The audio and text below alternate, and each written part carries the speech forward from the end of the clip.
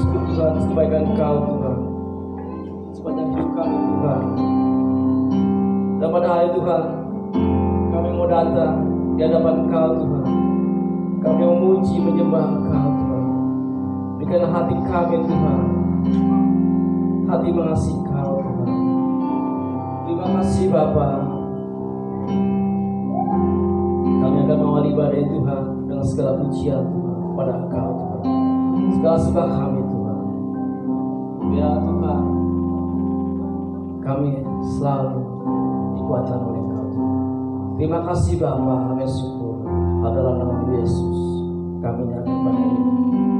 Amin. Ada sukacita pada hari ini, bela kita pada hari ini mau bersorak-sorak buat Dia, karena Dia yang Raja, Dia yang berkuasa, Dia yang berjaya. Amin saudara-saudara. Haleluya, haleluya. Karena Dia Raja, kita mau bersyukur pada Dia. Haleluya, haleluya.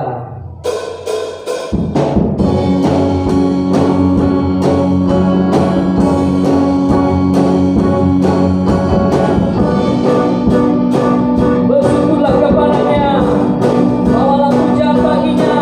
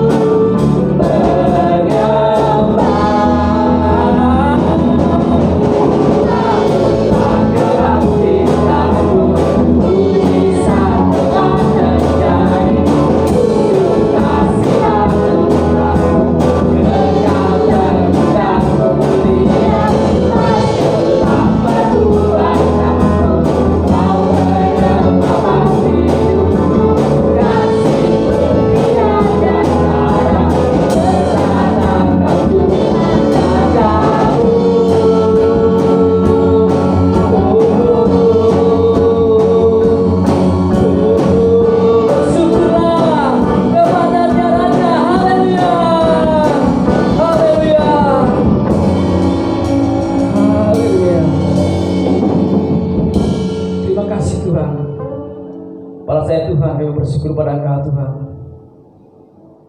Dengan apa Tuhan kami dapat membalas kebaikan Engkau Tuhan, karena begitu besar kasih Engkau Tuhan akan dunia ini Tuhan. Terima kasih Yesus, Kau ada Allah yang setia. Haleluya.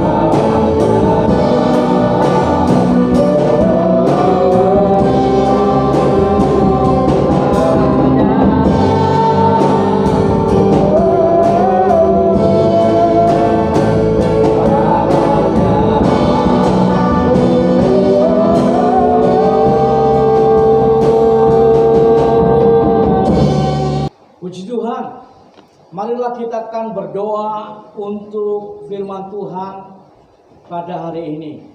Terima kasih untuk kebaikan-Mu ya Tuhan. Tiba saatnya kami ingin mendengarkan berita firman Tuhan. Tuhan akan memberkati. Biar Roh Kudus akan memberikan pencerahan dalam hati dan pikiran kami, supaya kami mengerti firman-Mu, melakukan firman-Mu, dan pada gilirannya kami akan diberkati oleh firman Tuhan. Di dalam nama Tuhan Yesus, saya berdoa dan mengucap syukur. Haleluya. Amin. Hari ini firman Tuhan berjudul taat mengharapkan Tuhan saja. 2 Raja-Raja 7 ayat 1 sampai dengan 20. Kita bisa melihat bahwa lokasi kota Samaria sedang dikepung oleh tentara Aram pada waktu itu. Rupanya pada waktu tentara Aram mengepung kota Samaria, dan kita bisa lihat bahwa kota Samaria telah dikepung tentara Aram yang mengisolasi kota, memutuskan jalur distribusi makanan dan hubungannya dengan dunia luar. Dan kita melihat rupa-rupanya ada 4 orang kusta yang ada di pintu gerbang atau di luar kota, dan mereka sedang melihat perkembangan kotanya dan kondisi yang mengenaskan. Terjadilah kelaparan di mana-mana. Tentunya kalau terjadi kelaparan di mana-mana, maka kematian mengancam semua orang pada waktu itu. Kita bisa melihat bahwa kondisi kelaparan yang dialami oleh orang Israel begitu mengenaskan sekali, sehingga mereka harus melanggar firman Tuhan, tidak taat dengan perintah firman Tuhan, sehingga mereka memakan makanan yang sebetulnya haram untuk mereka. Saudara yang dikasihi oleh Tuhan, mari kita lihat bahwa kondisinya begitu mengenaskan pada waktu kota Samaria dikepung oleh tentara Aram. Tidak ada makanan, kelaparan di mana-mana, sehingga orang Israel mereka bisa terlihat, terbukti bahwa mereka sama ini hidupnya tidak taat kepada Tuhan. Nah, keadaan Israel pada waktu itu, kalau kita bisa melihat pasal 6 ayat 24 sampai dengan 33, mereka dikepung oleh Aram sehingga terjadi kelaparan yang sangat hebat. Kelaparan itu membuat harga sebuah kepala keledai berharga 80 sikal perak seperti tadi saya bacakan. Lalu seperempat kap tai merpati berharga 5 sikal perak. Wow, saking langkanya makanan, bahkan makanan yang haram pun langka, dijual ya mahal sekali. Ada istilah tidak ada rotan akar pun jadi. Tapi tidak demikian seharusnya. Nah, tapi itulah situasi yang terjadi pada waktu itu. Kita bisa melihat kondisinya begitu parah hingga langkanya makanan karena diputus distribusi dari luar oleh tentara Aram. Tidak hanya tai merpati, tapi seorang ibu tega menyembelih anaknya untuk dimakan beramai-ramai. Dalam 2 Raja-Raja 6 ayat 26 sampai dengan 29. Wah, mengenaskan sekali. Nah, inilah yang ingin saya katakan, bahwa apapun yang terjadi dalam hidup kita, jangan sampai kita melupakan Tuhan. Tetaplah taat mengharapkan Tuhan saja. Saudara, mari kita bisa lihat di sana bahwa Raja Yoram, Raja Israel, tidak bisa mengharapkan siapapun juga. Tetapi dia berkali-kali masih tidak taat dan mengharapkan manusia. Dia memanggil Nabi Elisa dan mengharapkan supaya Elisa bisa menolongnya. Dan kita bisa melihat bahwa orang Israel, rakyat Israel pun seperti itu, menuntut rajanya untuk membuat tindakan supaya memberikan makan kepada mereka. Pada saat terjadi kelaparan, kita bisa lihat di 2 Raja 6 ayat 31, menyalahkan hamba Tuhan, menyalahkan Elisa, menyalahkan yang mengutusnya yaitu Tuhan. Kalau kita bisa lihat di dalam 2 Raja-Raja 6 ayat 33, menyalahkan Tuhan, berhenti berharap pada Tuhan. Wah, mengenaskan sekali.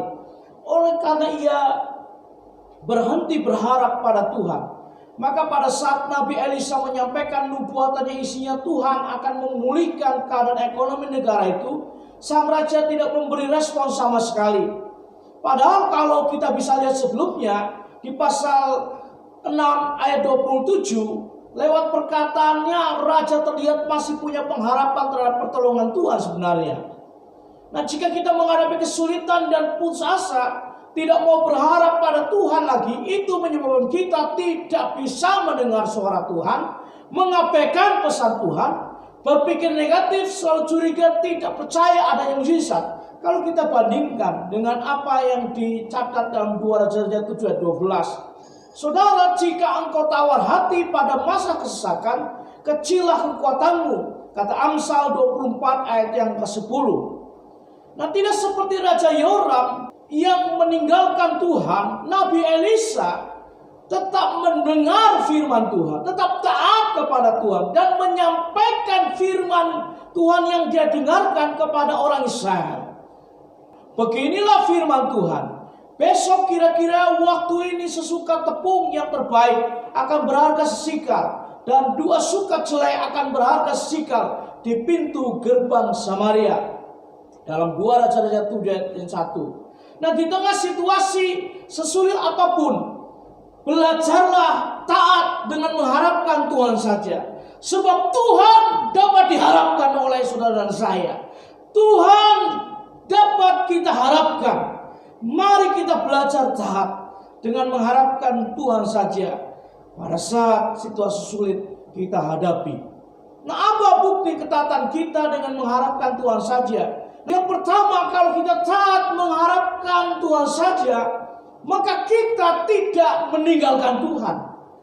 Kita bisa lihat Yoram, Raja Israel, meninggalkan Tuhan. Lalu orang Israel tidak percaya Tuhan.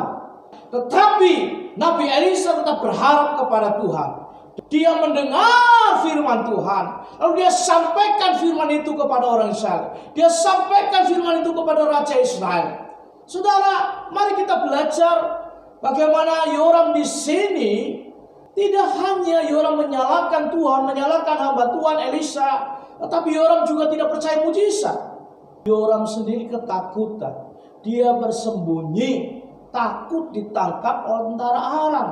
Mari kita lihat, dia adalah pemimpin, bertanggung jawab sepenuhnya untuk keselamatan bangsanya, umatnya, orang Israel. Tapi kenyataannya tidak demikian. Dia malah bersembunyi. Disinilah bukti bahwa tindakannya tidak percaya kepada mujizat dari Tuhan. Sisi yang lain kita bisa lihat bagaimana orang-orang Israel itu meninggalkan Tuhan. 2 Raja-Raja 6 ayat 24 hingga 25. Lalu kita bisa bandingkan Imamat 11 ayat 1-4, di mana orang Israel itu makan makanan yang haram. Di dalam Imamat 11 ayat 1-4, kepala keledai dan tai merpati itu diharamkan. Tapi mereka beralasan karena nggak ada makanan lagi, jadi yang ada ya kami makan. Tidak hanya itu saja, orang Israel tega menyembelih anak sendiri dan dimakan.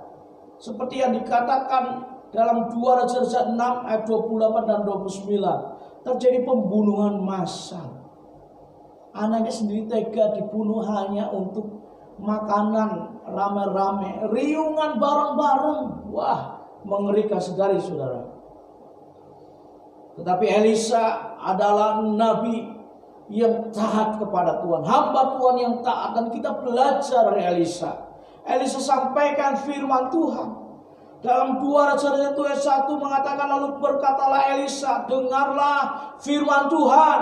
Beginilah firman Tuhan, besok kira-kira waktu ini sesukat tepung yang terbaik akan berharga sikal, dan 2 sukat jelai akan berharga sikal di pintu gerbang Samaria. Elisa yang taat kepada Tuhan, Elisa yang taat mendengar firman Tuhan, Elisa juga taat menyampaikan firman Tuhan, pesan Tuhan itu kepada orang Israel. Akan terjadi pemulihan, akan terjadi mujizat, dan siapa yang percaya dan taat kepada Tuhan akan mengalaminya. Di mana buktinya? Sesukat tepung harga yang terbaik itu sesikal, dan sesukat jelai akan berharga sesikal juga di pintu gerbang Samaria. Saudara, akan terjadi pemulihan ekonomi, akan tersedia makan yang begitu banyak, cukup untuk orang-orang Israel. Nah, karena khawatir orang Israel setiap tahun berziarah ke Yerusalem kelak bermaksud untuk menyatukan kerajaan kembali dengan kerajaan Yehuda. Ini sebuah cerita ya. Lalu kita bisa melihat bahwa Yerobeam menentukan suatu hari raya pada hari ke-15 bulan ke-8 sama seperti hari raya yang di Yehuda.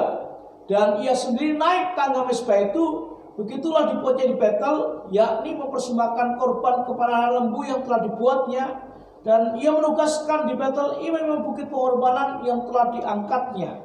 Kalau kita bisa lihat di 1 Raja-Raja 12 ayat 26 sampai dengan 33. Nah saudara, sekalipun demikian kita harus menyadari sesungguhnya, sebab di luar aku kamu tidak dapat berbuat apa-apa. Apa yang dikatakan dalam Injil Yohanes 15 ayat 5. Nah saudara, menjadi orang yang taat berarti dalam situasi sulit apapun kita hanya taat mengharapkan Tuhan saja. Artinya tidak meninggalkan Tuhan. Yang kedua, tidak marah dan menunggu. Yoram, Raja Israel, menyalahkan semua orang dan Tuhan. Tetapi tidak dengan Nabi Elisa. Terus berharap kepada Tuhan. Terus mengharapkan mujizat Tuhan terjadi. Tetap berharap kepada Tuhan dan berpikir positif. Dan mau mencari peluang yang lebih baik dari keadaan sekarang. Duduk-duduk saja tidak memberi jalan keluar. Saudara, mari kita bisa melihat Elisa bertindak dengan ketaatan-taatannya setelah dia mendengar firman Tuhan. Dan Tuhan menyuruh untuk menyampaikannya kepada bangsa Israel, dia sampaikan. Sekalipun dia diancam oleh raja akan dibunuh, tetap menyampaikan firman Tuhan. Nah yang ketiga, sudah dikasih oleh Tuhan, tidak takut melangkah maju. Dan kita di sini belajar dari 4 orang kusta di depan pintu gerbang. Mari kita lihat kembali apa yang dikatakan dalam 2 Raja-Raja 7 ayat 3 sampai 11. Sebuah cerita yang sesungguhnya menggambarkan kondisi orang kusta yang kasihan pada waktu itu, yang disepelekan, yang disingkirkan dari keluarganya. Karena hukum pada waktu itu memang menyatakan demikian. Hukum Musa memang melarang orang kusta dalam perkemahan atau kota. Kalau kita lihat Imamat 13 ayat 46, selama ia kena najis penyakit itu, ia tetap najis. Memang ia najis, ia harus tinggal terasing di luar perkemahan, itulah tempat kediamannya. Jadi zaman dulu, bahkan kalau dia ada dalam satu perjalanan dan ketika dia melihat ada orang yang sehat, maka dia harus mengangkat tangannya dan dengan berteriak mengatakan saya najis, saya najis, dengan tujuan supaya orang yang sehat tidak menyentuhnya. Nah saudara yang dikasih oleh Tuhan, jadi mereka tinggal di luar kota, dekat pintu gerbang Samaria. Lalu rupa-rupanya mereka yang sedang duduk 4 orang kusta ini melihat keadaan yang mengenaskan di kota Samaria. Tentunya mereka teringat bahwa ada keluarganya di sana. Terjadi kelaparan. Kalau di kota saja terjadi kelaparan, apalagi mereka, saudara. Biasanya orang-orang kusta itu ada sebagian mereka yang mengharapkan belas kasihan. Kalau ada orang sedang dalam perjalanan lalu memberikan makanan, memberikan uang, ataupun jadi mereka ada beberapa mereka yang berkategori pekerjaan sebagai pengemis. Nah, jangankan memberi, orang-orang di kota saja sedang mengalami kelaparan. Baru memberi, saudara sekalian, sehingga mereka pun terkena imbasnya. Mereka pun mengalami kelaparan.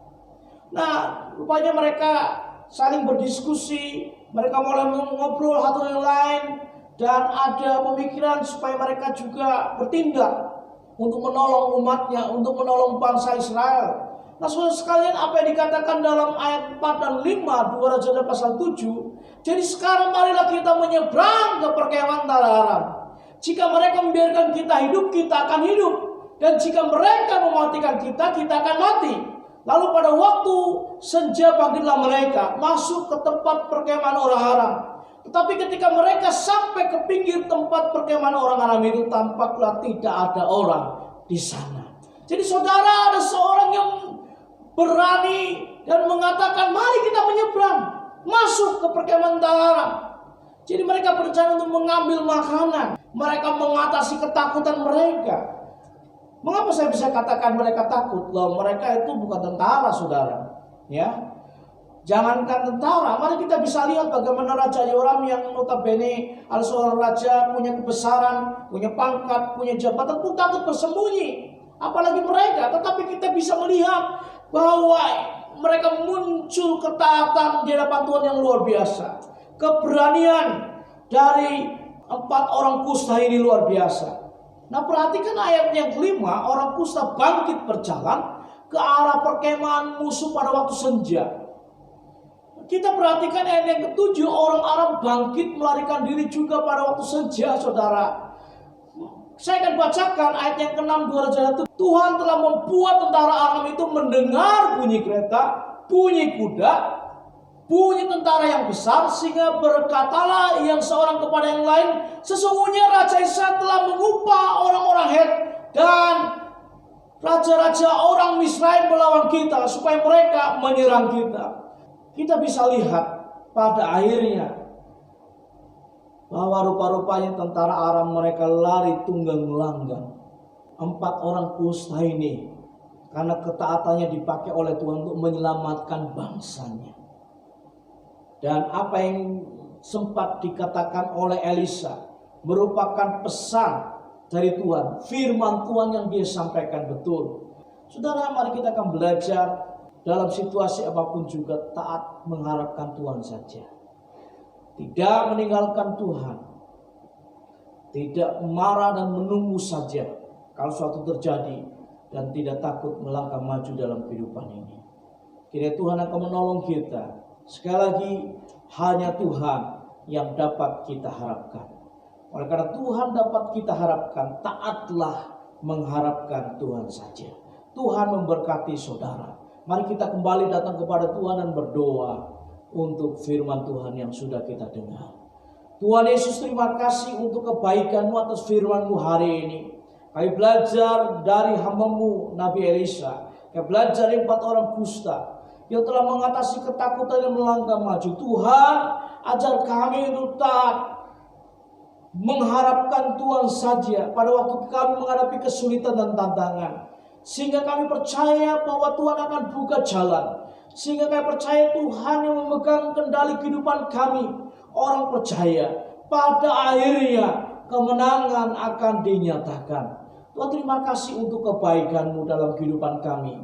Hamba-Mu berdoa menyerahkan secara khusus untuk anak-anak-Mu, jemaat-Mu yang masih beribadah di rumah. Kalau di antara mereka yang sedang mengalami sakit, hamba berdoa dalam nama Tuhan Yesus menyembuhkan mereka. Oleh bilur darah Yesus disembuhkan. Dalam nama Yesus kesembuhan terjadi. Kalau di antara mereka sedang mengalami pergumulan secara khusus, hamba berdoa dalam nama Yesus memberi kemenangan. Tuhan, Engkau menyatakan kuasa, mujizat-Mu memberikan kemenangan kepada mereka. Tuhan, terima kasih. Kami bersyukur buat kebaikan Tuhan, untuk firman Tuhan yang sudah kami dengar di dalam kehidupan kami. Ya Tuhan, pimpinlah kami supaya melakukan firman-Mu dengan penuh sukacita karena kasih kepada Tuhan, dan kami pasti akan diberkati oleh firman Tuhan. Kami bersyukur untuk pemberitaan firman Tuhan di dalam nama Tuhan Yesus Kristus. Haleluya. Amin. Puji Tuhan, saudara dikasih Tuhan, kita bersyukur kepada Tuhan. Marilah, ini merupakan kegiatan kita sepekan. Saya ingin sampaikan buat Bapak Ibu sekalian, ikutilah komunitas Temu Orang Percaya online pada hari Rabu jam 8, dan juga malam puji doa online jam 8 malam pada hari Jumat. Dan biarlah kita terus saling mendoakan satu dengan yang lain. Dan pada hari ini mari kita akan bersama-sama menutup ibadah kita dengan doa. Mari kita akan berdoa. Tuhan Yesus, terima kasih untuk kebaikan-Mu. Kami bersyukur buat kebaikan Tuhan telah memimpin ibadah kami pada hari ini dari awal hingga akhirnya. Tuhan, kami berdoa menyerahkan bangsa negara kami tercinta Indonesia. Dan Tuhan akan menolong untuk upaya memutus mata rantai COVID-19. Kami berdoa juga menyerahkan untuk upaya pemulihan ekonomi. Sempat Tuhan mengalami krisis ekonomi yang terjadi di bangsa kami. Dan Tuhan memulihkan dengan kuasa-Mu yang dahsyat. Tuhan berkati kota kami, gembirakan ke dalam tangan kuasa Tuhan Yesus Kristus. Biarlah setiap jiwa-jiwa terhilang diselamatkan oleh Tuhan. Yang berdoa menyerahkan buat gereja Tuhan ke dalam tangan kuasa-Mu, buat jemaat Tuhan, buat para pengerja, pelayan Tuhan, hamba Tuhan, para pendeta, gembirakan ke dalam tangan kuasa-Mu Tuhan. Sungguh mereka akan dipelihara oleh tangan Tuhan yang berkuasa. Terima kasih ya Tuhan. Yang berdoa menyerahkan segenap jemaat Tuhan yang masih beribadah di rumah masing-masing, Tuhan juga memberkati.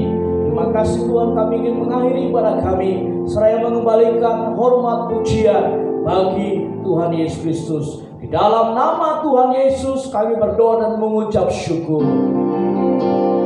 Kiranya Engkau memberkati aku berlimpah-limpah,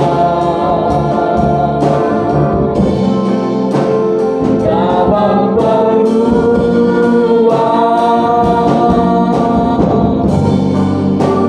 gairahku,